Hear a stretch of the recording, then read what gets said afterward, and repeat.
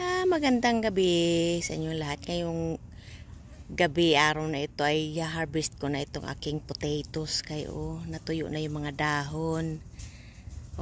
Ano na, yung iba, ano na talaga, patay na. So, harvest ko na ito para mailuto ko ito bukas. Tingnan ko may mga ano na to. Ano to? Red skin potato. Ay, ang ganda, red skin potato siya. Ito pa, ayan. Tingnan nyo,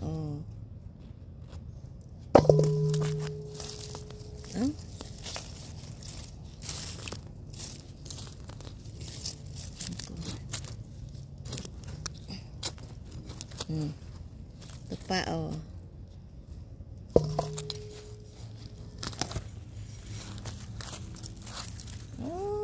medyo marami na rin yung laman. Ayan. Tingnan nyo, marami yung laman. May mga maliliit pa, kaya lang kailangan na i-harvest ito kay diba? Ayan.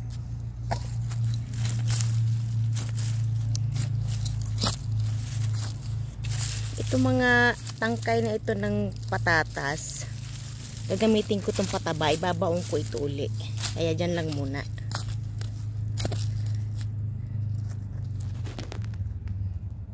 Ayan pa, may nahuli pa.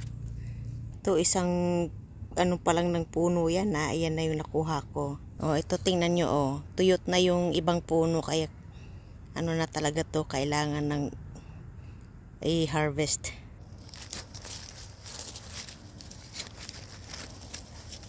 Red skin potatoes pa rin ito,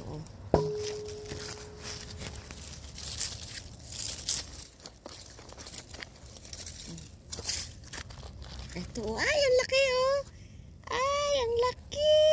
Tingnan nyo, mga kabrut-brura, ang laki. Tingnan nyo, ito pa,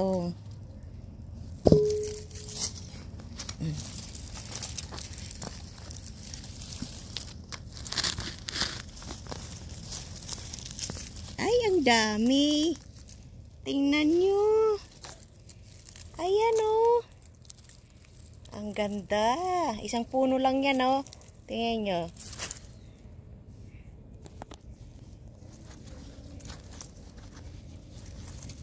Naku, may pang ano na ako. Pang baked potato na. May panghalo na ako.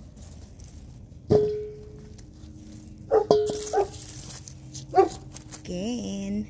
Ito pa, may natira pa. Pang puno to. Ayan. Ang dami. Ito pa,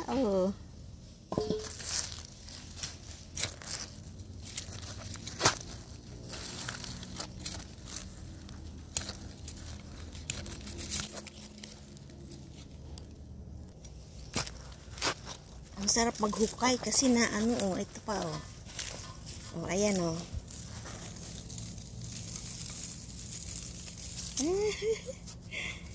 ang saya. Ayan, natutuwa ako maghukay dito. May maraming maraming laman. Baba natin.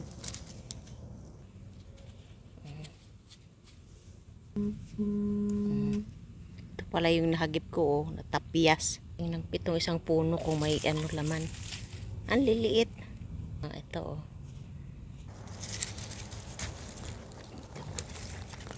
red skin potato pa ito,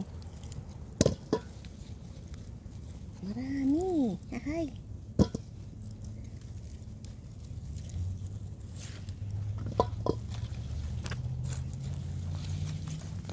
Tingnan nyo,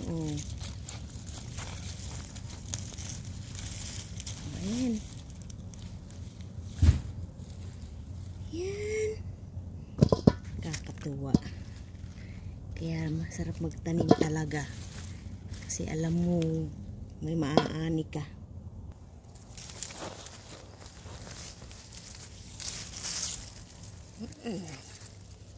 ayan o.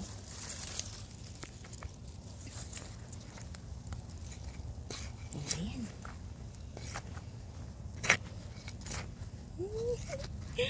Ang laki. Ayan o. O, ito na yung last na puno ng aking patatas. Red skin potatoes. Naubos ko na pala yung regular potatoes ko nung last time na nag-dig ako ng patatas dito. O, ayan. Ganyan karami aking na-harvest sa ilang puno ng aking potatoes. Pwede na, di ba? O. Sa ilang taon na ako nagtatanim, ang pinaka-easy na itanim ay potatoes. Potatoes, patatas. Yan ang ibaon mo lang, tutubo na yan. Kaya magtanim na kayo para makaani din kayo ng kahit papano. Makatipid-tipid. Salamat sa panonood. Sa ulitin, next year ulit. Salamat. Please like and share. Comment.